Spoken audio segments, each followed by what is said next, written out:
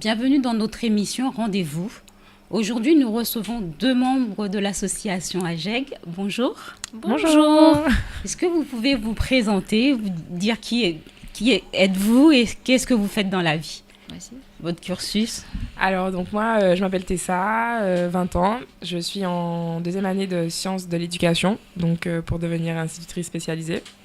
Et voilà, étudiante sur Paris et tout ce qui va avec, impliquée dans la vie associative, culturelle et dans d'autres milieux associatifs de Paris.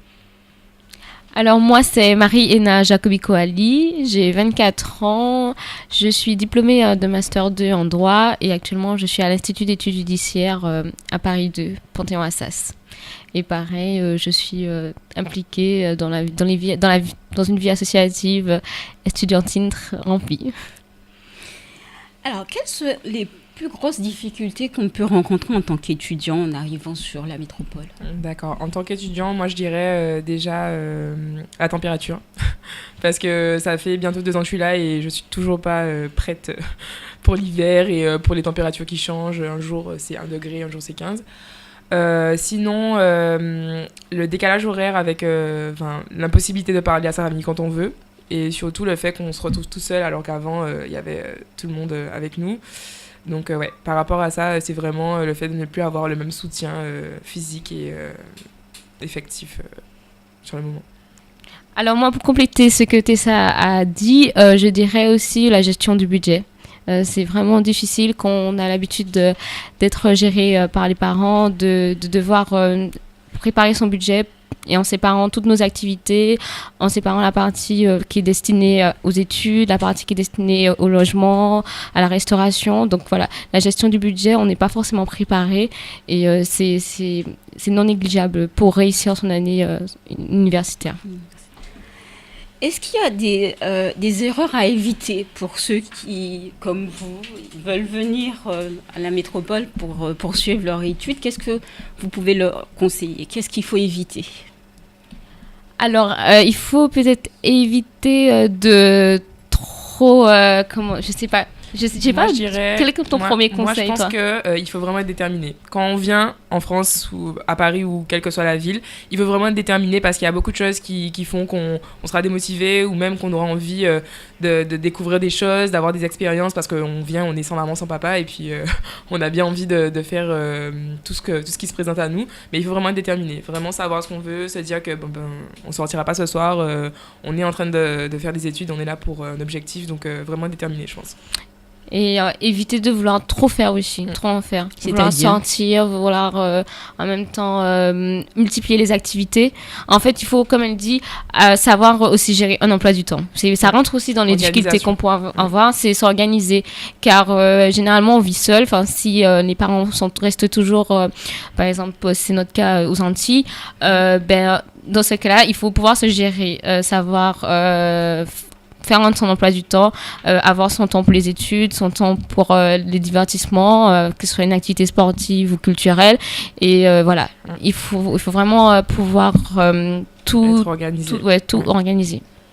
Pour vous, ça a été vraiment le fait de venir pour la métropole. Est-ce que c'était vraiment indispensable? Il n'y a pas d'école dans les Antilles. Vous venez d'où exactement? Alors moi je viens de Guadeloupe. Oui. Pareil, de la Guadeloupe. La Guadeloupe. Oui, donc ouais. En Guadeloupe, on a quand même des universités. Donc pourquoi vous êtes venu en France? Alors moi je voulais faire du droit européen et donc j'ai décidé de partir directement après le bac à Strasbourg pour faire du droit européen. Donc mon choix il était très clair et simple. En fait, c'est justement parce que le cursus que j'avais choisi pour réaliser mes études n'existait pas en Guadeloupe. Donc, j'étais forcée de partir, quoi. Franchement, si ça ne tenait qu'à moi, je ne serais pas partie. Mais bon, voilà. Ok.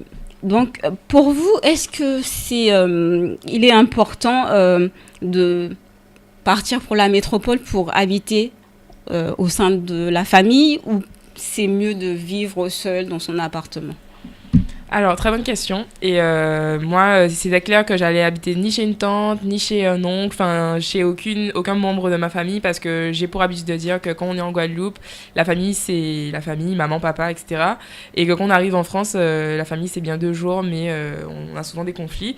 Donc, après, il y a des gens avec qui ça pourrait mieux passer, mais moi, j'étais déterminée, je voulais vraiment avoir mon propre appartement, même si c'est 3 mètres carrés, je suis sûre d'être chez moi, et voilà. Donc, ça dépend du caractère de chacun, et voilà, il faut vraiment bien se connaître et bien savoir ce qu'on veut pour pouvoir réussir à être stable. Bah, je suis du même avis que ça pour le coup, hein, pareil. Ça dépend de chacun, mais il faut garder. Ça permet aussi de gagner son indépendance, de vivre seul. C'est un bon début aussi pour démarrer la vie, pour apprendre à se gérer également. Après, c'est selon les moyens de chacun, certains ne peuvent pas forcément. Après, il y a des solutions. Bon, les boursiers ils peuvent avoir des logements de Crous. Voilà, il faut s'y prendre aussi à l'avance. C'est-à-dire qu'il ne faut pas que les jeunes, les parents pensent que partir c'est en juillet. Oui. Non. Il y a une préparation. Voilà, il faut qu'il y ait une préparation. Il faut que le jeune se renseigne.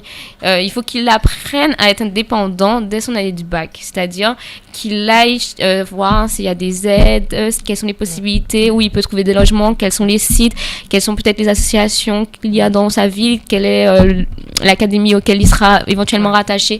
En fait, il faut qu'il prenne des renseignements assez tôt pour que là, il puisse aussi également, dès le début, budgétiser ses ressources. Voilà, que ce soit pas le travail des parents, mais vraiment la prise en main de sa vie, quoi. Parce qu'on se dit, quand on a le bac, on est à la maison, on est chez maman, chez papa, on fait encore ce qu'on veut, on nous dépose, machin.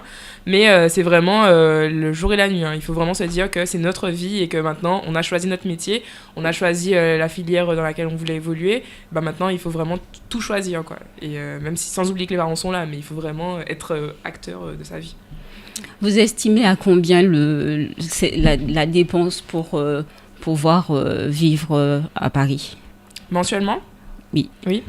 Alors, ça dépend du loyer, ça dépend d'où on habite, mais avec un loyer environ, je dirais un loyer raisonnablement à 600 €, et il y a beaucoup de gens qui ont accès aux APL. Je pense que 900 € par mois, globalement, avec les frais téléphoniques, les frais de transport, l'abonnement, donc frais de transport, les frais de scolarité aussi, le repas, les cours, etc. Ouais, peut-être 900 € pour quelqu'un qui gère vraiment bien son budget. Et est-ce que vous êtes boursier ou pas ? Moi ? Oui. Vous avez l'aide ? Oui. Non, moi je ne suis pas boursière depuis ma première année d'études. Vous faites comment alors ? Mes parents, le soutien de mes parents. Après aussi, avant, donc j'ai fait 5 années d'études à Strasbourg, donc le coût de la vie n'était pas le même, n'était pas du tout le même. Vivre à Paris, c'est un coût qui est plus important. Hein. C'est donc pareil, le choix de la ville va aussi déterminer le budget, le train de vie du jeune. Parce que par exemple, vivre à Paris, tout dépend où on est basé. On n'aura pas forcément non plus des supermarchés où les produits seront de coût moindre. Enfin, ça dépend. Tout dépend la ville. Et après, à Paris, c'est encore plus spécifique. Est-ce qu'on est en banlieue, en plein Paris, voilà. Mais c'est surtout qu'il y a beaucoup de jeunes qui ont des parents qui n'ont pas forcément les moyens d'assurer toute une vie, tout un loyer ou tout ça, et qui sont boursiers mais qui sont aussi obligés de travailler. Donc c'est aussi de se dire qu'on part, mais il faut vraiment devenir adulte, et s'il faut travailler pour avoir un peu plus d'argent, et pour ne pas se dire oh là là, comment je vais faire pour payer mes factures, parce que ça aussi, ça agit sur le moral, et ça agit sur la réussite scolaire, en fait. Quand on sait que les factures vont arriver, et puis je suis déjà dans le rouge, comment je vais faire, ça aussi c'est hyper important, et de se dire que on a fait tout ce qu'on pouvait pour être bien, et en tout cas pour être serein. Moi je trouve ça hyper important, donc même pour les gens qui n'ont pas accès à la bourse, hein, parce que les critères sont ce qu'ils sont. Mais même pour les gens qui n'ont pas accès à la bourse, il faut vraiment essayer de chercher, parce qu'il y a beaucoup d'aides qui existent. Et le problème, c'est que les jeunes ne se renseignent pas, donc ils savent même pas que ça existe, et du coup ils restent... Où chercher. Voilà, ils savent pas où chercher. Donc ça, c'est aussi un gros problème, parce qu'ils connaissent pas. On leur en a pas parlé, ils connaissent pas du tout. Donc ils arrivent et ils se débrouillent, ils galèrent, alors qu'on aurait pu les aider à se sortir. Alors, nous sommes maintenant à l'heure d'Internet où tout va vite, où on a les informations aussi en nombre. Donc, pour vous, en tant qu'étudiant, est-ce qu'il est important de partir ? de quitter les Antilles, la Guyane, la Martinique, la Réunion pour venir étudier en France? Alors moi, je ne suis pas spécialement pour obliger tout le monde à partir, pas du tout. Après, je pense qu'on est juste dans une société où il faut voyager, par contre. Il faut apprendre sur la culture des uns et des autres. Il faut savoir s'ouvrir. Mais après, étudier, pas spécialement déjà en France hexagonale, on peut aller étudier partout. Maintenant, beaucoup de dispositifs sont mis en place pour que les étudiants puissent aller étudier à l'étranger. Il y a les programmes Erasmus, mais il y a aussi des programmes avec le Canada, par exemple. Voilà, il faut pouvoir voir, ça dépend en fait, tout dépend quel est l'objectif de vie en fait du jeune, qu'est-ce qu'il veut faire, quel métier qu'il envisage, et il rentre dans un certain moule en fait. Après, il pourra faire le choix de l'école, du lieu, de la ville, du pays, voilà. Mais il faut savoir aussi que chaque jeune est différent. Donc après, il y a des jeunes qui ont à disposition le cursus qu'ils souhaitent en Guadeloupe et qui préfèrent quand même partir parce qu'ils cherchent de l'émancipation ou ils cherchent quelque chose. Donc si vous pouvez ne pas partir et que ça arrange vos parents, voilà, il ne faut pas non plus vouloir chercher des difficultés, il n'y en a pas. Mais je pense que c'est vraiment une question personnalisée en fait. On part si on a envie, si on peut. Et il y a beaucoup de gens qui ont fait tout leur cursus universitaire en Guadeloupe et qui ont très bien réussi leur vie. Donc je pense pas que ce soit un problème de rester en Guadeloupe ou un plus de partir en France systématiquement. Il faut pas que ça soit un complexe en fait. Ouais, voilà. Pour moi, ça rentre dans un ensemble. C'est-à-dire une structure très bien faite en Guadeloupe et faut en profiter, vraiment. Mais pour ces jeunes, vous pouvez leur dire comment faire pour avoir ces informations? Est-ce que vous savez les démarches à faire pour qu'ils puissent... puisque vous dites qu'ils ne sont pas forcément au courant. Alors en fait, nous...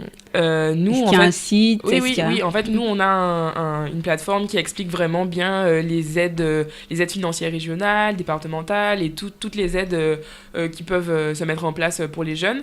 Et nous-mêmes, on a des contacts avec d'autres associations, on a des dispositifs nous-mêmes qu'on a mis en place. Donc, c'est vraiment des choses qui peuvent aider. Donc là, on essaie souvent d'aller à la rencontre des jeunes, d'aller à tous les endroits où on est susceptible de trouver des jeunes pour leur en parler et pour leur dire, ben oui, on existe et on est là et... Ça, franchement, ça pourrait apporter un vrai plus à votre vie, quoi. Même si ils se disent que ils peuvent bien vivre sans association, mais c'est pas la même question en fait. On se dit que si vous saviez que si vous faisiez des études d'infirmier, vous aviez droit à une bourse sanitaire, ça aurait changé parce que ça aurait changé votre budget. Enfin, c'est sûr que 300 € de plus par mois, c'est sympa, quoi. Enfin, on se dit, maman serait soulagée. Donc, voilà. D'accord. Par contre, on constate que les étudiants ils choisissent plus certaines villes que d'autres. Par exemple, Paris, Toulouse, Bordeaux. Est-ce que vous savez pourquoi?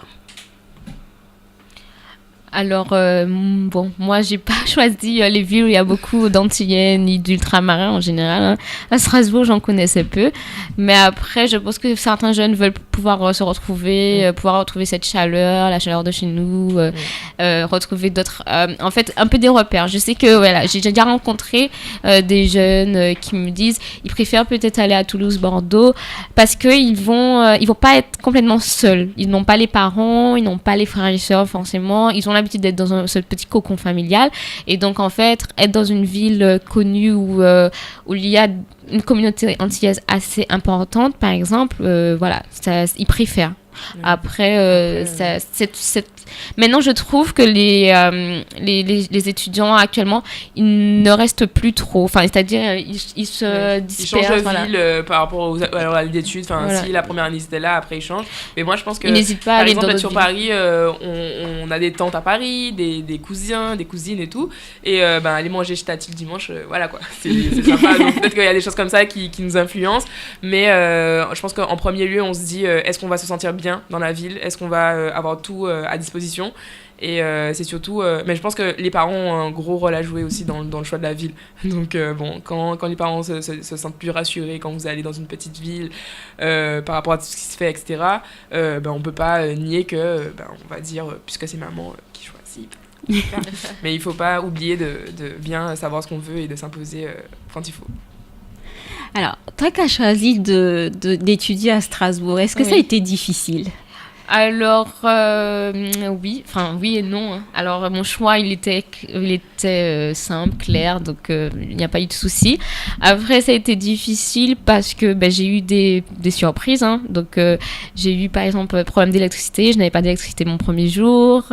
J'ai dû gérer cela toute seule. J'ai eu aussi un problème avec mon budget parce que j'avais atteint mon solde. En fait, j'ai eu beaucoup de péripéties et j'étais dans une ville où je ne connaissais personne. C'est-à-dire, je n'avais pas de famille et je n'avais pas d'amis, enfin je n'avais pas d'amis au départ. Donc voilà.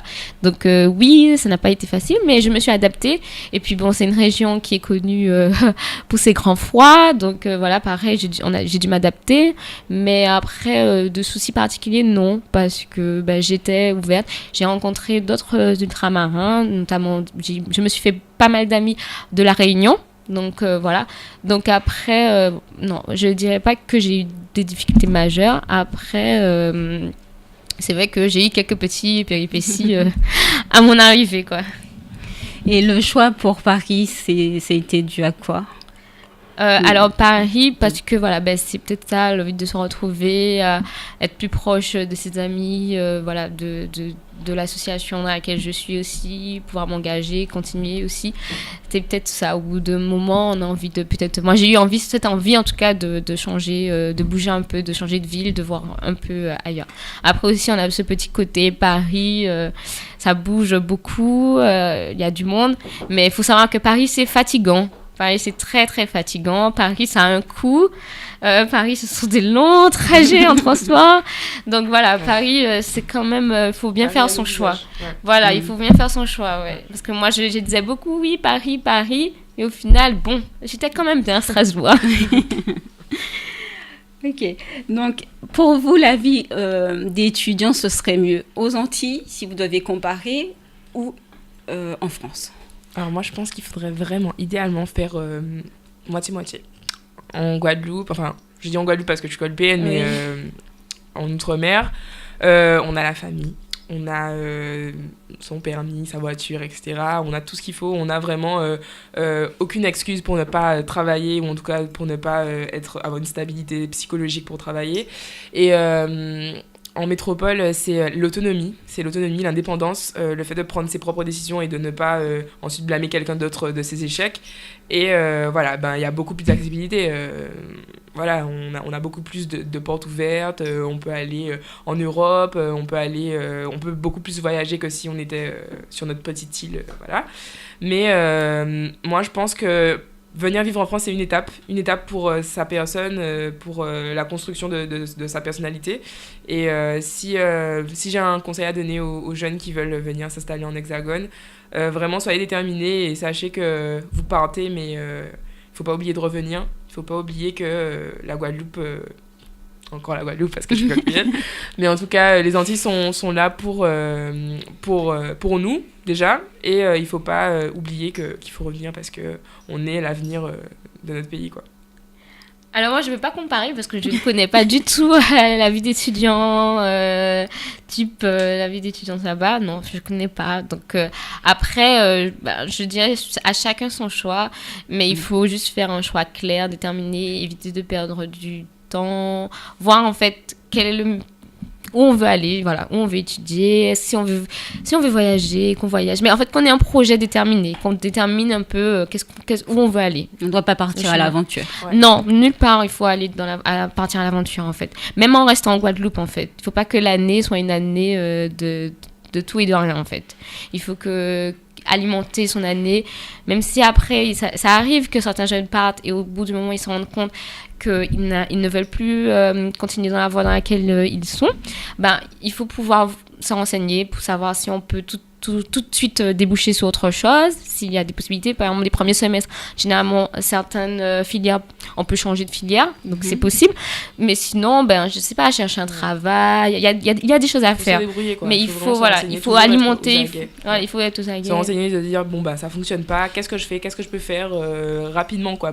Parce que moi, je pense aussi, surtout qu'on est parti, on a la famille derrière, et on se dit qu'on n'est pas parti pour pour rien, quoi. Donc si, oui, c'est normal, ça arrive que la filière ne nous plaise pas, que ça se passe pas comme on l'avait espéré, mais il faut rebondir, en fait. Il faut toujours être hyper réactif et se dire, ça fonctionne pas, qu'est-ce que je fais, qu'est-ce que je peux faire, qu'est-ce qu'il y a à ma disposition. Et c'est aussi pour ça qu'il faut toujours être connecté, quoi, se renseigner, savoir à quel moment ça se passe, les inscriptions, ne pas rater la date, etc.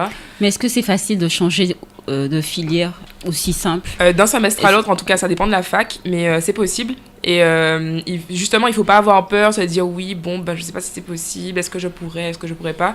Il faut toujours demander, poser la question, ça coûte rien. Dans les administrations, vous êtes dans la faculté ou dans l'école, ou etc.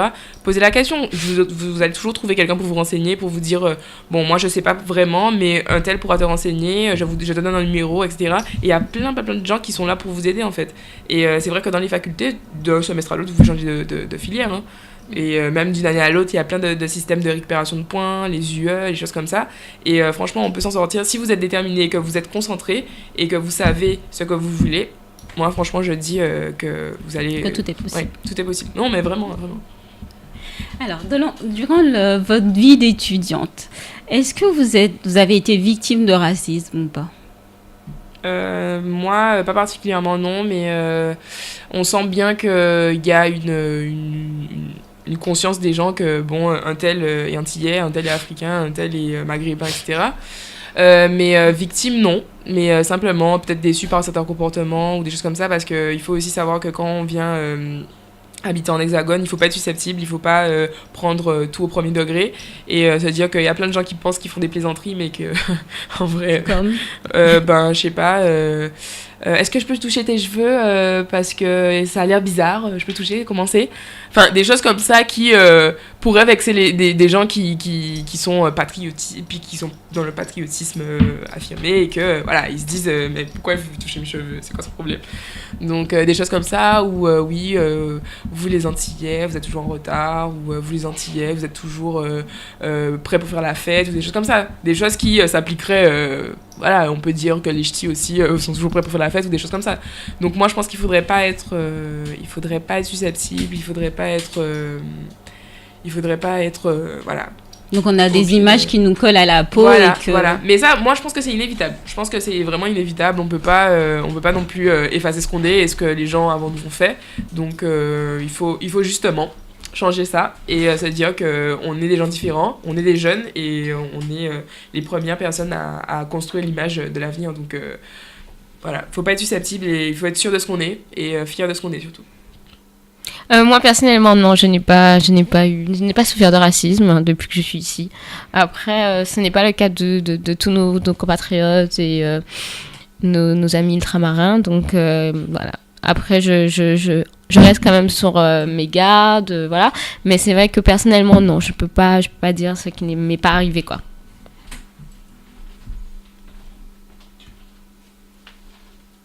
Alors, est-ce que pour nous Antillais, étudiants Antillais, est-ce qu'il est plus difficile, est-ce qu'il y a plus de travail, plus d'efforts à fournir pour réussir ses études?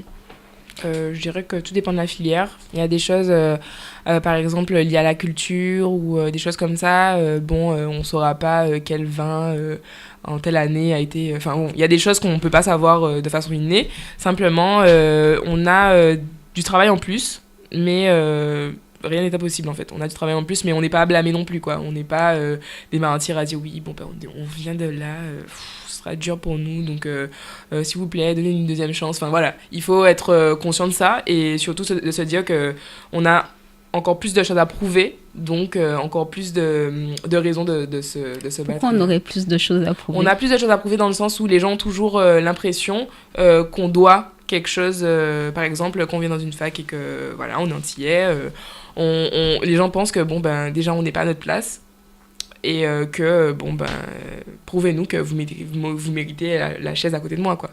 Ça, c'est des choses qu'on peut ressentir quand on va dans des facs parisiennes, par exemple. Mais il faut savoir, justement, rester fier et rester simple, quoi. Et se dire que, c'est comme ça. Moi, je suis venue pour ça et je fais ce que j'ai à faire. Et puis, voilà. Mais non, je dirais pas que c'est plus dur. Je dirais simplement qu'il faut savoir ce qu'on fait, en fait. Après ça, non, moi je dirais pas que c'est plus dur ni que ça serait moins dur, en fait. Tout dépend en fait, tout dépend de son objectif aussi. Certains mettent la barre très haute dans leurs études et dans la manière dont ils doivent réussir. Tout dépend en fait. Mais après, il faut toujours, je pense, chaque homme doit se mettre la barre haute en tout cas. Il faut tout donner le maximum. Après, voilà, ça dépend. Tout dépend de la filière, ça dépend de tellement de choses. Mais après, voilà. Parce que aussi, ça peut être plus dur pour un jeune, par exemple, qui est très entouré de sa famille, mais qui n'a pas sa famille autour de lui. Ça pourrait l'être moins pour un jeune qui, au contraire, cherche que son indépendance. Et au contraire, rester seul, être seul et pouvoir se concentrer qu'à ses études, c'est ce qu'il souhaite, en fait. Donc après, voilà. Et aussi, tout dépend des études. Certaines filières demandent vraiment une année de préparation assez intensive. Et d'autres filières demandent une préparation annuelle. Voilà. C'est-à-dire un travail vraiment régulier, mais travail régulier, ça permet... Ça emmène directement à la réussite. Donc voilà. Voilà. Après, il y a différents chemins. De toute façon, chaque jeune est différent. Donc voilà, c'est chacun qui construit sa route. Et puis, on n'est pas du tout... mais dans le sens où on n'est pas du tout dans des cases, quoi. On sait que même si je suis antillais, je peux faire n'importe quel métier, quoi. Parce que tout est accessible. En France, voilà, en France, on est le pays de la liberté. On n'a pas de barrière disant, oui, bon, comme tu viens de là, tu n'iras pas dans telle ou telle filière. Donc c'est vraiment... moi je trouve que la liberté est immense et c'est vraiment rassurant dans un sens et dans l'autre pas rassurant du tout, mais de savoir, moi je pense que, je le répète un peu, mais je pense que l'important c'est vraiment de savoir ce qu'on fait et où on va et où on veut aller surtout. Voilà. Et pensez-vous que le niveau des étudiants des Antilles est-il plus bas ou un peu plus élevé ou plus ou moins équivalent au niveau de ceux de la métropole? Moi, je pense que le niveau se construit. C'est-à-dire que quand on arrive dans une fac, on a plein de gens différents, majors de promo ou des choses comme ça. Mais en règle générale, non, je pense pas que le niveau soit plus bas ou plus élevé ou voilà. Simplement, ce sont des individus qui font leur niveau et pas des classes ethniques en fait. Donc oui. Après, on peut avoir les meilleurs de la classe, ça peut être des Caucasiens, des Guadeloupéens ou des Mahorais, mais voilà, c'est pas dit que ce sera parce qu'il est Mahorais qu'il est fort, quoi. Ce sera parce qu'il a travaillé qu'il sera fort. Donc, ouais, je pense pas que le niveau... je pense pas. Après, peut-être que je suis pas objective, mais je pense pas. Moi, c'est difficile de répondre à cette question, mais je pense pas que, non, le niveau, je pense pas que le niveau soit plus faible aux Antilles qu'ici, non. Mais ceci dit, les gens pensent ça parfois. Hein. Les gens pensent que, vu que notre système scolaire est totalement éloigné du système scolaire français, ou en tout cas qui n'ont pas de vue sur comment ça se passe, ils pensent que la Guadeloupe c'est la plage et que on va pas forcément aller après les cours on va à la plage. Donc après il y a beaucoup d'a priori qui font que les gens sont peu cultivés à ce niveau-là et peuvent avoir ce genre de préjugés ou des choses comme ça. Mais dans les faits, si on part d'un point de vue sociologique, je pense pas que le niveau soit plus ou moins élevé. Alors, on va parler de l'anglais qui est quand même une langue internationale qu'on pratique, on est censé pratiquer et qui n'est pas vraiment en France. Qu'est-ce que vous en pensez? Est-ce que vous parlez déjà anglais ou pas du tout? Moi, je pense que... Vas-y. Alors moi, c'est une langue que en pratiquant, on ne la pratiquant pas, hein, je l'oublie, hein, je la perds. Hein. Mais c'est vrai que c'est très important. Après, en plus, on s'en rend pas compte, mais surtout pour nous, les Antillais, on est quand même dans le bassin caribéen où on a quand même des îles anglophones et des îles hispanophones. Donc en fait, voilà, il y a tellement de possibilités d'échanges culturels que c'est un peu dommage qu'il y ait autant de jeunes qui ne savent pas, qui ne maîtrisent pas aussi bien l'anglais. Après, je trouve que maintenant, le cursus est mieux fait. C'est-à-dire dès le primaire, voire même la maternelle, parfois, l'apprentissage de l'anglais est débute en fait cet apprentissage, donc au final voilà. Mais après c'est vrai que nous on est dans une génération où bon ça commençait moi je pense que moi en tout cas je parle couramment anglais parce que justement mes parents ont fait le choix de me faire parler anglais, donc j'ai fait Barbados, Trinidad, les Îles, enfin beaucoup d'îles à proximité. On n'est pas obligé de partir en Angleterre pour parler anglais et c'est ça que les gens oublient, enfin voilà. Après c'est vrai que par rapport à la catégorie sociale à laquelle on appartient, peut plus ou moins, voilà. Mais c'est vrai parce que ça a quand même un coût financier. Oui, c'est clair. Oui, et c'est surtout un choix de la famille. Après,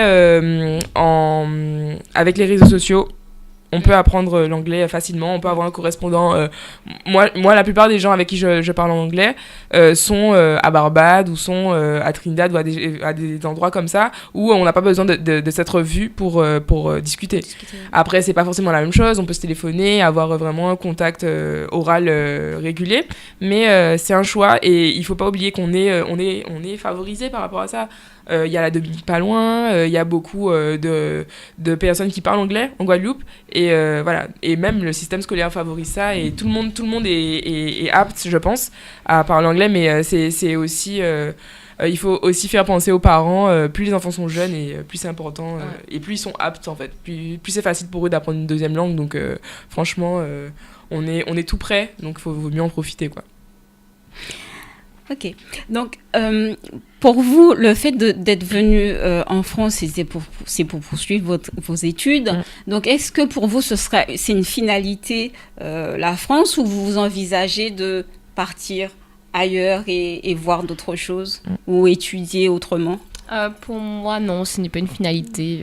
Après, je ne me suis pas fixée d'autres points de chute, mais notre point de chute, mais pour le moment, non, ce n'est pas une finalité pour moi. Je peux retourner en Guadeloupe, comme je pourrais aller ailleurs ou dans un autre pays, voire même à côté dans l'Europe, non.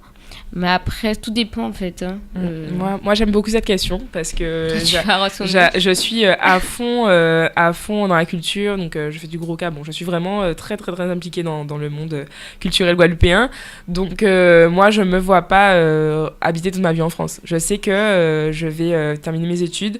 Peut-être 1 an ou 2 ans de perfectionnement parce que c'est bien de se forger vraiment une identité professionnelle avant de rentrer en Guadeloupe. Mais honnêtement, voilà, habiter en France n'est pas une finalité. Je rentrerai coûte que coûte en Guadeloupe, 2 ans, 3 ans après la fin de mes études, mais je rentrerai, c'est sûr. Oui, parce que je ne conçois pas d'apporter mon aide aux autres et pas à moi, en fait. C'est-à-dire à moi, entre guillemets, mais à mon pays, à mon île. Enfin, voilà, ce serait un peu de l'ingratitude, je pense. Alors, puisque tu penses retourner au pays, qu'est-ce que tu penses faire exactement là-bas? Alors moi, en fait, je vais être institutrice spécialisée. Donc, c'est pour travailler dans des classes spécialisées avec des enfants handicapés ou des enfants qui ont des problèmes, quels que soient. Enfin, après, ça se détermine en fonction du profil des élèves. Mais je pense que c'est toujours mieux parce qu'on a une approche, on sait, moi j'ai vécu là-bas, j'ai grandi là-bas, je sais très bien, je parle créole par exemple. Je sais très bien que j'aurai une empathie particulière par rapport aux élèves que je vais avoir, qu'une métropolitaine, par exemple, n'aura pas forcément. Il y a des choses qu'elle ne comprendra pas, ou des choses comme ça. Après, moi, je me dis, je suis guadeloupéenne, pourquoi ce serait quelqu'un d'autre qui viendrait enseigner à des élèves que j'aurais pu encadrer, quoi.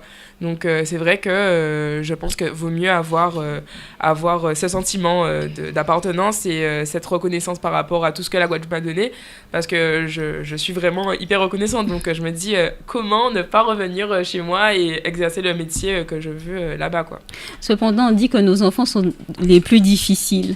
Est-ce que pour toi, ce sera facile de pouvoir appliquer tout ce que tu as appris? Alors moi, je travaille déjà avec des enfants ici à Paris et nos enfants ne sont pas les plus difficiles. Mais les enfants difficiles existent partout, hein. Après, c'était une petite blague, mais je vais dire, les enfants difficiles, c'est hyper subjectif, hein. Le mot difficile, bon... être un enfant difficile, c'est être capricieux. Être un enfant difficile, c'est avoir des difficultés scolaires. Enfin, ça veut dire plein de choses. Donc, non. Il y a des enfants difficiles partout. Et on s'en rend bien compte quand on est dans le système scolaire. Non, les enfants difficiles. Après, c'est vrai que des gens, par exemple, des métropolitains qui viendront enseigner en Guadeloupe diront, ok, bon, il est difficile celui-là, hein, parce qu'il ne veut pas obéir, etc. Mais c'est aussi une question d'éducation, de culture. Et voilà, il y a un fossé entre nos cultures et... ça, on ne peut pas nier. Donc, puisqu'on était en train de parler un petit peu de nos jeunes, que pensez-vous de la jeunesse des Antilles? Alors moi, je pense que la jeunesse des Antilles, on aime beaucoup parler de ce qui va mal et on ne parle pas assez de ce qui va bien. parce qu'il y a plein de jeunes qui ont des carrières professionnelles magnifiques, qui ont des engagements aussi culturels et associatifs importants. Et il faut qu'on parle de ce qui va bien, parce que c'est vrai que la jeunesse, il y a un côté de la jeunesse qui va mal, il y a beaucoup de phénomènes de violence, etc. Et les médias français ne se sont pas cachés pour le montrer sous des angles magnifiques. Mais il ne faudrait pas oublier qu'il y a des gens qui font des choses bien, et qu'il y a une jeunesse qui a un potentiel énorme. Donc la jeunesse guadeloupéenne, je pense que c'est un potentiel à exploiter, et il faut parler de ceux qui réussissent et ceux qui l'exploitent comme il faut, en fait. Alors moi, la jeunesse guadeloupéenne, mais globalement ultramarine, pour moi, c'est une jeunesse forte, dynamique, qui n'a pas peur, qui ose. On a des jeunes très diplômés, surdiplômés, aussi même moins diplômés, mais par exemple des entrepreneurs hors pair. J'en rencontre tout le temps, tous les jours, dans tous les domaines, et c'est fascinant. Maintenant, il y a des sites qui nous permettent de mieux connaître ces pépites, en fait. Pour moi, ce sont des pépites. Et franchement, et c'est là qu'on se rend compte qu'en fait, on a un véritable potentiel, en fait. C'est des jeunes qui osent, qui entreprennent, qui créent, qui travaillent dur, qui réussissent aussi.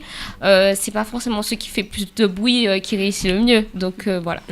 Et pourquoi, selon vous, qu'on a plus ce cliché de jeunes fainéants qui aiment s'amuser plus que ceux qui travaillent? Moi, je pense que c'est toujours le plus intéressant de montrer ce qui va mal, parce qu'on a l'impression de pouvoir apporter des solutions.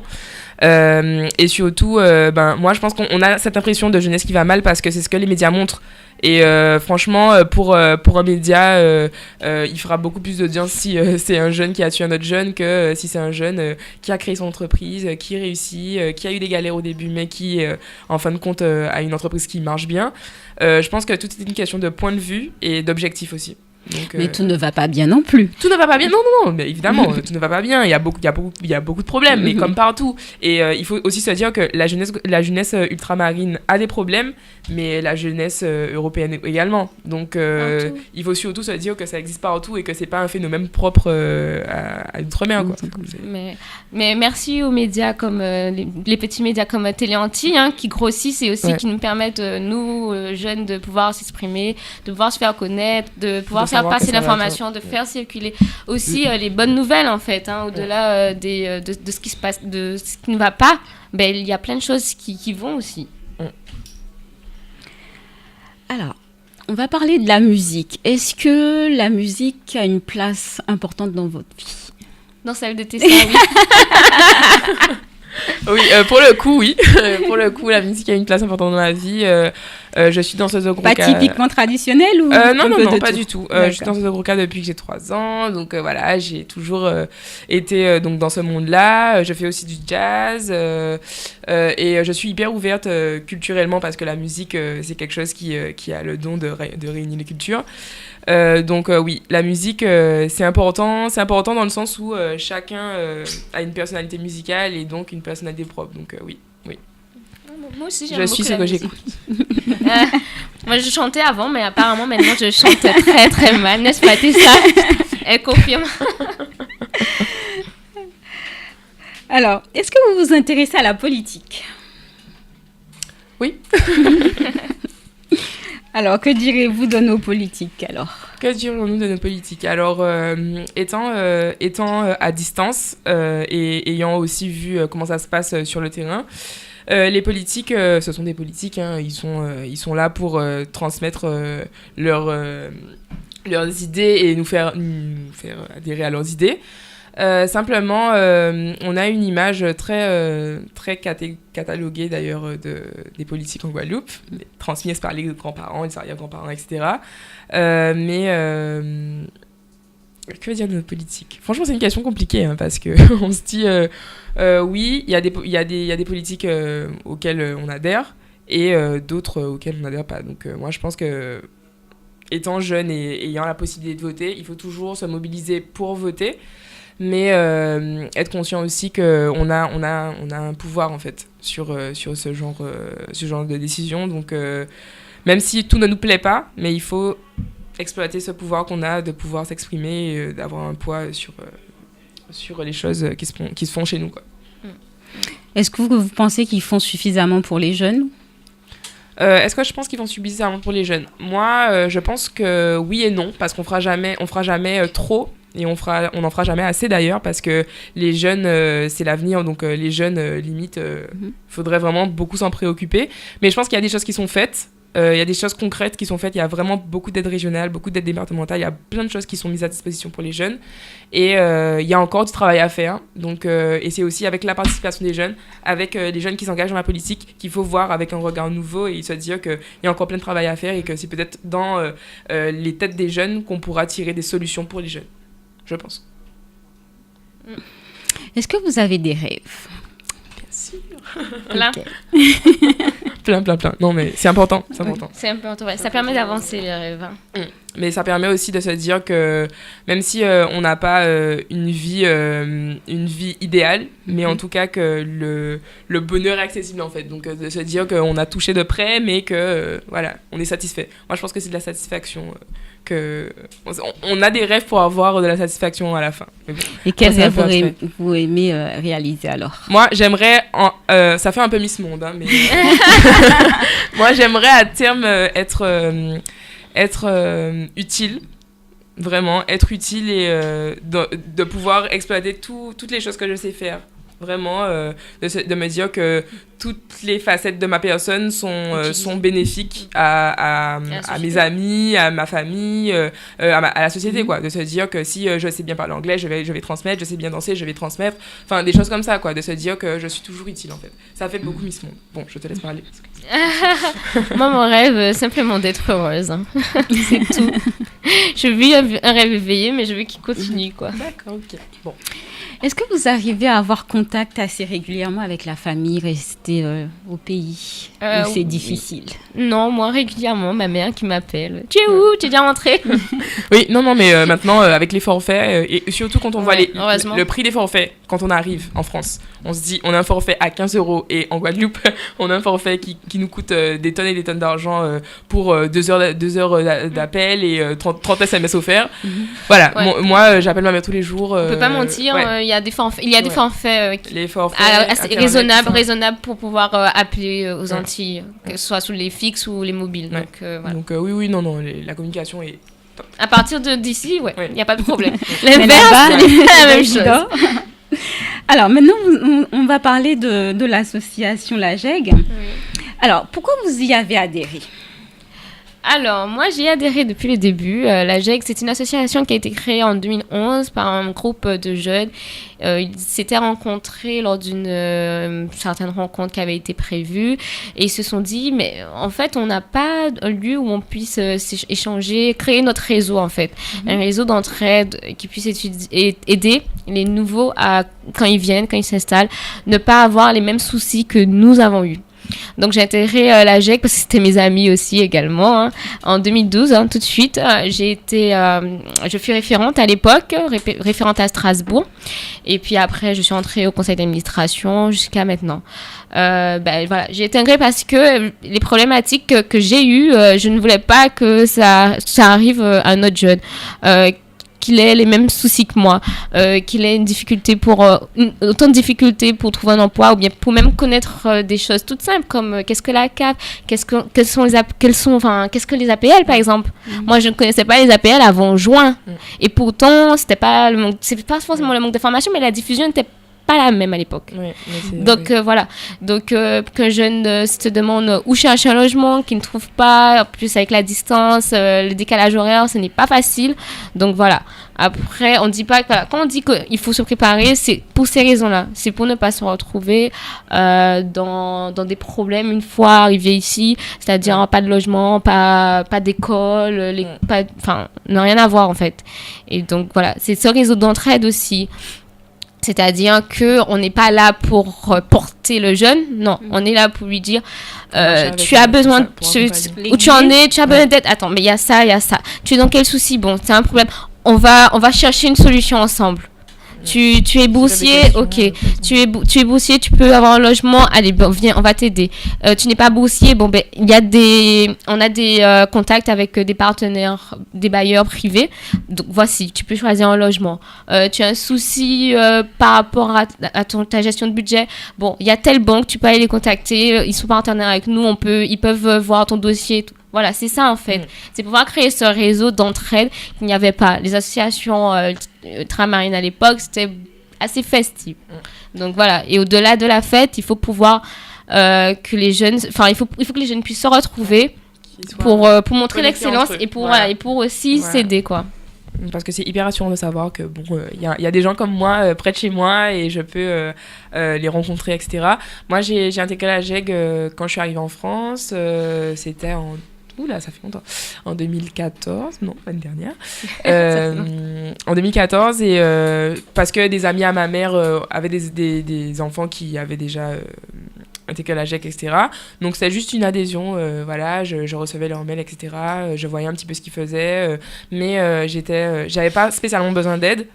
Et c'est été 2015, je suis rentrée en Guadeloupe, j'ai vraiment activement intégré l'association en étant ambassadeur GEG, donc ce sont les ambassadeurs de la GEG, parce que pendant les vacances, on fait une campagne d'été et on va dans les remises de diplômes des bacheliers pour leur dire, bon, la GEG existe, on peut vous aider à trouver votre logement si ce n'est pas encore fait, on peut vous aider à vous intégrer grâce au dispositif de référent, donc un peu c'est comme des parrains, on peut vous aider à trouver un stage ou votre premier emploi si vous le cherchez, bon, plein de choses, et on est là en fait pour leur dire, bon, on est à votre disposition, si vous voulez de notre aide, on vous l'offre, et voilà, venez vers nous si vous avez quoi que ce soit à demander. Et du coup, l'épopée, je dirais, été 2015 a vraiment favorisé mon attachement à l'association, et on se rend vraiment compte que faire partie d'une famille comme ça, voilà, ça change la vie d'ailleurs, c'est pour ça que je suis là ce soir. Alors, pour adhérer à la GEG, comment faut-il faire ? Alors, pour adhérer à la GEG, tout est sur le site. Mais sinon, vous pouvez nous contacter aussi à contact@ageg.fr. Alors, c'est vrai que les jeunes adhèrent beaucoup à la GEG à partir de mars, enfin début d'année, quand on va lancer la bourse au logement. Car il faut savoir que la GEG, c'est une association qui a beaucoup de dispositifs. Le premier était le référent Crous, car nous avons signé une convention avec le Crous et pour la région Guadeloupe également à cette époque, pour pouvoir permettre aux jeunes qui sont dans des différentes académies d'avoir un jeune, comme elle disait, un parrain qui puisse les aider, et ce parrain aussi, et puis aussi permettre à ce jeune de bénéficier de logements en priorité. Donc voilà. Après, il y a eu la bourse au logement, parce qu'au-delà des étudiants boursiers, il y a les non-boursiers, qui doivent aussi trouver des logements. Donc, nous avons pu avoir des partenariats avec des bailleurs privés. Et donc, ce dispositif est lancé chaque année dans le courant du mois de mars, généralement.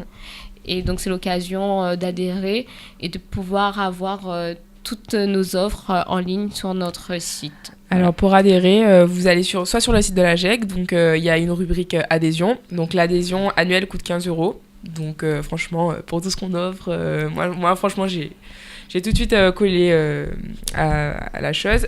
Sinon, vous pouvez aussi venir à nos événements. On a eu le campus Outre-mer dernièrement dans les jardins du ministère d'Outre-mer. Donc venez à nos événements, on a toujours des fiches d'adhésion quelque part pour vous. Et voilà, donc en plus on est super présent donc, sur Facebook, sur Twitter, sur notre site même. Donc on est toujours accessible et dès que vous nous voyez... dites-nous et on a une fiche d'adhésion quelque part. C'est vrai qu'on a beaucoup de dispositifs, parce que c'est vrai que j'ai parlé de référents, de la bourse au logement, mais on fait aussi des business walking, c'est-à-dire on parle avec, on aide, on aide les jeunes en fait à bien se tenir dans un entretien, on les coach un peu pour leur futur entretien dans la filière qu'ils ont choisie, etc. Après on participe aussi à tous les événements des autres associations aussi, parce que c'est aussi une cohésion ultramarine qu'on veut, on veut que les Guadeloupéens se retrouvent, mais aussi que tous les jeunes d'outre-mer se retrouvent. Donc on participe souvent à toutes les manifestations des autres associations de Paris et aussi de toute la France, parce qu'on a des teams, on va dire, dans chaque ville. Donc on a la team Bordeaux, team Lille, team Toulouse, etc. Et voilà, la GEC s'est vraiment répandue et on est vraiment content d'avoir des gens un petit peu partout. Comme ça, on sait qu'on n'est jamais tout seul en fait. Et le dernier dispositif en date, c'est la bourse au stage et à l'emploi. Oui, là, on appelle ça la base. Et oui, c'est notre objectif 2016. Donc ça, c'est une plateforme qui vise à mettre en contact des entreprises et des jeunes qui chercheraient un stage ou un emploi. Donc ça, c'est notre gros projet de 2016. Et tous les jeunes qui ont envie de bénéficier de notre aide et d'être comme à la maison, on s'invite. Voilà. D'accord. J'ai pu parcourir le site, par contre, en ce qui concerne l'adhésion, et j'ai vu des tarifs un peu différents. Alors, est-ce que vous pouvez m'expliquer, parce qu'il y avait quelque chose à 15 €, un peu à 40 et autres, est-ce que vous pouvez nous expliquer qu'est-ce que ça comprend pour le jeune ? Bien sûr. Alors, en fait, le tarif 15 €, c'est l'adhésion simple. Donc, l'adhésion simple donne accès au dispositif de référent, comme on vous a dit. Donc, on vous attribue un parrain dans votre académie, au dispositif de fondé d'urgence et à toutes les connexions qu'on a, les contacts, les tickets gratuits qu'on peut avoir par rapport à nos partenaires, etc. On a une offre qui comprend la bourse au logement et l'adhésion simple. Pour pouvoir avoir accès à votre liste de logement. Exactement, à la plateforme de dispositifs de logement. Et on a un pack avec la bourse au logement, la bourse au stage et l'adhésion simple. Donc, on a essayé de faire des prix intéressants pour qu'on n'ait pas à payer à chaque fois des choses supplémentaires et que tout soit fait en une seule fois. Et aussi, il y a même des dispositifs pour les gens qui ne sont pas adhérents, qui ne souhaitent pas forcément adhérer, mais qui veulent quand même avoir accès aux dispositifs de bourse au logement ou de bourse au stage. Donc ça, on a fait des tarifs spéciaux et c'est pour ça qu'il y a plusieurs petits tarifs sur le site. D'accord. Et cette adhésion, elle est valable pendant combien de temps ? Alors, l'adhésion à 15 € est annuelle. Donc, chaque année, à la même date, on vous renvoie un mail 2-3 mois avant, comme ça vous savez que votre compte devrait être remis à jour et voilà, on vous renouvelle votre abonnement, vous payez comme vous voulez, près de quelqu'un en physique ou sur le site internet, et voilà, donc c'est annuel. D'accord, donc vous avez adhéré, mais pourquoi vous êtes devenu bénévole ? Alors, je suis devenue bénévole tout simplement parce que j'ai toujours eu envie de m'impliquer dans la vie associative en général. Et comme je vous ai dit tout à l'heure, pendant l'été, j'étais vraiment hyper active. J'étais à toutes les cérémonies de remise des diplômes, et en plus, on avait vraiment une cohésion de groupe. On était tous ensemble, on faisait des cérémonies, on allait aux Saintes, parce que aussi il y a des lycéens aux Saintes, à la Désirade, on faisait vraiment plein de choses. Et c'est ça, en fait, que je cherchais vraiment la cohésion. Et la GEC, c'est ça, en fait. La GEC, c'est l'entraide, et on est vraiment hyper soudés, quoi. Je dis ça parce que voilà, c'est pas de la propagande, c'est vraiment un truc que j'ai ressenti, et je suis vraiment contente d'être là. Et c'est pour ça que quand je suis rentrée à Paris, j'ai continué avec la GEG. Je m'implique beaucoup dans les dispositifs et dans la vie en général de l'association, parce que je trouve que c'est une cause vraiment, vraiment, vraiment importante de savoir que les jeunes ont d'autres jeunes qui sont expérimentés et à qui on peut demander de l'aide, et j'aimerais vraiment que mon expérience profite à d'autres jeunes, donc voilà. Et la GEG, c'est pour qui exactement ? Est-ce que c'est pour que les étudiants et les lycéens, ou d'autres personnes peuvent faire partie ? Alors la GEG, elle s'est créée avec des étudiants. Mais c'est vrai que l'association évolue aussi avec ses membres. Donc, au final, ça part du jeune étudiant, le primo-arrivant, mais jusqu'aux jeunes actifs, en fait. Donc, c'est l'association des jeunes de Guadeloupe. Ce n'est pas l'association des étudiants de Guadeloupe. Parce que c'est vrai que souvent, on nous dit... on n'est pas tous étudiants. On nous dit souvent l'association des étudiants de Guadeloupe. Et c'est surtout l'association des jeunes de Guadeloupe. On n'a pas limité non plus l'âge, pour tout vous dire. Après, jeune, c'est... Voilà. Mais voilà, c'est jeune, c'est dans la tête, comme elle dit. Mais en fait, c'était à la base... Voilà, le commencement de cette association, c'était pour avoir ce réseau entre étudiants, voilà, pour s'entraider, en fait. Donc, après, ça évolue, et forcément, c'est comme ça, l'association des jeunes de Guadeloupe, il n'y a pas de... Les jeunes deviennent vieux, hein. Eh oui. Et pour autant, on fait toujours partie de la famille âgée. Alors, vous avez comme président de l'association Edwin Lopen. Oui. Pourquoi vous l'avez élu en tant que président ? Mais c'est un jeune très, très engagé. Edwin, alors moi, Edwin, c'est un ami de longue date. Donc, voilà. Après, il faut savoir qu'Edwin était également au conseil régional des jeunes de la Guadeloupe à l'époque, jusqu'en 2009 à 2011. Après, c'est un jeune engagé qui a des convictions, qui se donne à fond pour ce projet. Dès le début de la GEG, il fait partie des membres fondateurs de la GEG. Et donc, dès le début, il s'est donné vraiment, il a été dynamique pour mettre en place ce réseau avec tous ces dispositifs, que ce soit au niveau des partenariats, des différents partenariats que nous avons. Il s'est donné à fond, voilà. Pour que ce soit pour le logement, le social, voilà. Donc, pour le réseau, les stages, voilà, il est à fond, il a des projets, il a des idées. Et c'est vraiment, grâce à lui, on a une dynamique, en fait. Il y a cette dynamique qui nous permet d'avancer et qui nous permet de ne pas lâcher. Si on a tous ces dispositifs en place, c'est qu'il y a aussi toute cette équipe, l'équipe des bénévoles, voilà. Mais voilà, ça avance et le président, il est là et ça avance avec lui, quoi. Est-ce que vous direz que la GEG arrive à répondre aux besoins des jeunes d'outre-mer qui sont en France? Alors, est-ce que les attentes sont satisfaites? Moi, je pense que oui. En étant référente, on voit que dès qu'un jeune a une question à poser, et c'est ça aussi la force des jeunes entre eux, c'est qu'on n'a pas peur de communiquer en fait entre nous. On sait que si on a une question, et aucune question n'est bête, quoi, parce que même si on te demande où est-ce que je dois prendre le RERB si je dois aller à tel endroit, enfin, il y a plein de choses qui vont des choses les plus simples aux choses les plus complexes et les plus difficiles à demander. Et je pense que oui, la GEG arrive à répondre aux demandes, mais il y a toujours plein de travail à faire. Et voilà, on est toujours en quête de projet, on est toujours dans une logique d'amélioration, et voilà, on travaille pour ça. Nous allons maintenant parler de votre manifestation. Est-ce que vous pouvez nous dire ce qui va se passer? Excusez-moi. Alors, le Noël solidaire des Outre-mer, c'est la 3e édition cette année. C'est un événement qui permet de regrouper tout l'Outre-mer, mais pour une cause de solidarité. Les fonds récoltés lors de ces événements sont pour un fonds d'aide d'urgence pour les étudiants d'Outre-mer. C'est également un souhait de la GEG depuis quelques années de pouvoir permettre d'avoir un fonds pour aider les jeunes qui viennent, qui nous disent... exemple assez bête, je n'ai pas pu payer ma facture d'électricité, comment faire, ou je n'ai pas assez d'argent pour m'acheter ma mallette pour ma formation, voilà. Et donc on a créé cet événement, le Noël solidaire des Outre-mer, pour permettre aussi en cette période de Noël de se retrouver avec l'ambiance comme chez nous, et de se dire que on est loin mais on est quand même entre nous, et il y a quand même la chaleur de chez nous. Mais c'est pas que pour les Antillais, c'est pas que pour les ultramarins, c'est aussi pour les gens qui ont envie de découvrir et qui ont envie de se dire comment ils font chez eux, et surtout c'est dans une logique de solidarité et d'entraide. Et même, on est vraiment dans la positivité, quoi. On veut rassembler plein d'artistes, rassembler plein de jeunes, parce qu'il y a aussi une équipe de 50 bénévoles sur cet événement-là, donc il y a une vraie préparation en amont, et ça renforce encore les liens qu'il y a entre nous, parce que on est là, on travaille ensemble. Et du coup, comme elle a dit tout à l'heure, les fonds récoltés vont dans un dispositif qu'on appelle le FOJOM, Fonds d'aide d'urgence des jeunes Outre-mer, et c'est vraiment un dispositif qu'on a mis en place pour pallier le délai de carence entre la demande d'une aide publique et l'obtention de l'aide, parce qu'on sait bien que les délais administratifs sont hyper longs, le temps que l'État donne l'aide, il est déjà mort de faim, etc. Je suis un peu excessive, mais bon, voilà. Mais ça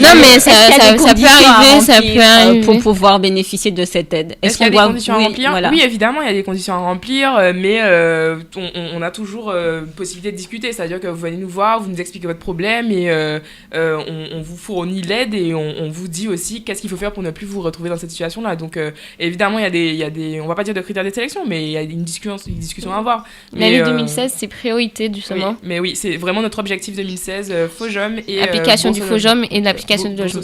Bourse au stage. Donc on vous donne forcément rendez-vous le 19 décembre 2015 au pavillon Baltar. Kasike Benzo, Kwaxi Color, Tania Sanval et Jacob Desarieux qui sont parrains de l'événement ensemble, et groupe culturel, donc Authentica pour la partie culture et danse. En fait, il y aura plusieurs associations de l'Outre-mer, que ce soit de l'Océanie, du Pacifique, des Antilles. Voilà, ils seront présents en première partie de 16 à 19h. Après, il y aura Kasike Benzo, comme elle l'a dit. Et par la suite, Kwaxi Color fera son show avec notre marraine, Tania Seval, et plein d'autres artistes comme... Alors, t'as quoi Qu'est-ce que j'ai Qu'est-ce que tu as? Qu'est-ce que tu retires du Père Noël? J'ai Anthony Drew, j'ai Warren, j'ai Dali, j'ai Pai, j'ai Dasha, j'ai Mappy aussi, violoniste de la Réunion. De la Réunion, qui joue en même temps que les DJ. Donc ça, c'est pour notre deuxième partie. Donc après Chanter Noël concert, on a une soirée avec les meilleurs DJ de la scène antillaise, donc Moody Mac, Jairo, Greg, Vigilou et bien d'autres. Et donc en fait, on a vraiment voulu recréer l'ambiance des soirées à la maison ici. Donc voilà, donc on a une partie Chanter Noël concert, vraiment pour que toutes les générations se rassemblent, et une partie Christmas Night, on a appelé ça, avec nos DJ et notre ambiance habituelle. Alors, pourquoi ça vous a pris quel délai pour pouvoir préparer cet événement? C'est un événement qui ne se prépare pas non plus du jour au lendemain. Au moins, non. Enfin, plus à l'avance. La troisième édition, donc oui, voilà. ça se prépare vraiment beaucoup de temps en amont. Déjà, avoir conquis la confiance des partenaires, parce que c'est vraiment un gros événement pour des jeunes comme nous. Donc vraiment, première édition, en tout cas, toutes les éditions précédentes, on a su gagner la confiance de nos partenaires et des gens qui nous accompagnent. Donc ouais, pour chaque édition, je pense que c'est vraiment 1 à 2 années de préparation, et surtout apprendre des erreurs des années précédentes pour qu'on soit toujours beaucoup mieux chaque année. Et est-ce que vous avez rencontré des difficultés? Oui, évidemment. Oui, on a rencontré des difficultés, des choses simples, comme par exemple les stands de nourriture, les gens qui sont venus, en tout cas les gens qui nous ont demandé des stands de nourriture, des trucs comme des bokis, des choses comme ça, ils n'avaient même pas prévu qu'il y allait avoir autant de monde. Et l'année dernière, le problème qu'on a eu, c'est que la personne avait prévu un stock, et au moment où elle a vu qu'il n'y en avait plus, elle devait aller dans son local, récupérer des choses. Voilà. Donc c'est des choses comme ça qui, une fois qu'on l'a vécu, ne peuvent pas se reproduire. Et donc, aussi, on a de nouvelles idées, parce qu'on a de nouvelles personnes qui arrivent. La JAG a du 109 aussi. Donc on a de nouvelles vagues. Moi, je fais partie de la nouvelle vague. Enfin, il y a beaucoup de nouvelles idées qui apportent forcément un plus aux éditions. Et vous m'avez parlé de différents artistes que vous travaillez avec, qui vont être sur cette manifestation, qui sont connus. Qu'est-ce qui a fait qu'eux, ils ont accepté de travailler avec vous? Alors, il faut savoir qu'on a un parrain depuis l'an dernier qui est avec nous, qui nous soutient et qui fait aussi la direction artistique du plateau. C'est monsieur Jacob Devarieux. Donc, grâce à son soutien, on va pas se le cacher, on va pas négliger cela. Les artistes nous font confiance, se disent ah oui. Et puis, c'est la 3e édition, donc ce n'est pas le premier concert ni Chanter Noël qu'on organise. Voilà. Et puis aussi, il ne faut pas oublier l'objectif, le fonds d'aide d'urgence. Donc aussi, les artistes aussi sont dans ce concept. Ils intègrent complètement cette idée de solidarité. Vraiment à l'idée de solidarité, et de se dire qu'on est là pour faire plaisir aux gens, mais aussi donner de sa personne pour faire avancer les choses, en fait. On ne va pas se le cacher. Certains nous le disent. On s'en rend compte. Est-ce qu'il a fallu un budget important pour ce projet? Je pense que c'est pas un mystère, oui. Oui, effectivement, il y a un budget important, il y a beaucoup de fonds à trouver, beaucoup de fonds à démarcher. Est-ce que vous avez pu boucler Est-ce qu'on a pu boucler? Oui. Oui, faut bien qu'on boucle, parce qu'il faut que ça se passe. Mais rien que l'an dernier, par exemple, on a eu 37 000 € de recettes pour notre fonds d'urgence, justement. Résultat net. Résultat net. Voilà, au centime près. On a des bénéfices qui font que les gens nous font confiance maintenant, et qu'on a beaucoup moins de difficultés peut-être à trouver des fonds, et on est beaucoup plus crédible en ayant à chaque fois des réussites. Donc oui, je pense que le budget est conséquent de toute façon, mais on a beaucoup moins de difficultés qu'on a démarré, quoi. D'accord. Alors, les fonds, ça fait déjà 3 ans que vous le faites. Qu'est-ce que vous avez fait avec les fonds, justement, que vous aviez reçus concrètement? Concrètement, qu'est-ce qu'on a fait avec les fonds? Alors, la première année, on ne va pas se le mentir, on a eu quand même pas mal de pertes parce que la première année a été très difficile pour mettre en place. La deuxième année était l'année de la mise en place du fonds d'aide et là, l'an dernier, on a pu alimenter vraiment ce fonds d'aide. Donc, comme elle l'a dit, l'objectif 2016, c'est vraiment le lancement complet pour que les jeunes puissent vraiment bénéficier de cette aide. Hein. Et voilà, on donne rendez-vous à tout le monde le 19 décembre. Pavillon Baltard. Sur Marne et on vous attend nombreux. Ça sera super sympa. Au-delà de ça aussi, tout le monde peut, on peut chaque année, durant toute l'année, faire un don sur le site noelsolidaire.org et vous pouvez faire des dons aussi également pour l'alimenter, ce fonds d'aide. Voilà. Je vous remercie. Merci. Donc, l'émission arrive à sa fin, l'émission Rendez-vous, et nous allons vous retrouver pour une prochaine émission la semaine prochaine. Au revoir. Au revoir. Bonne soirée.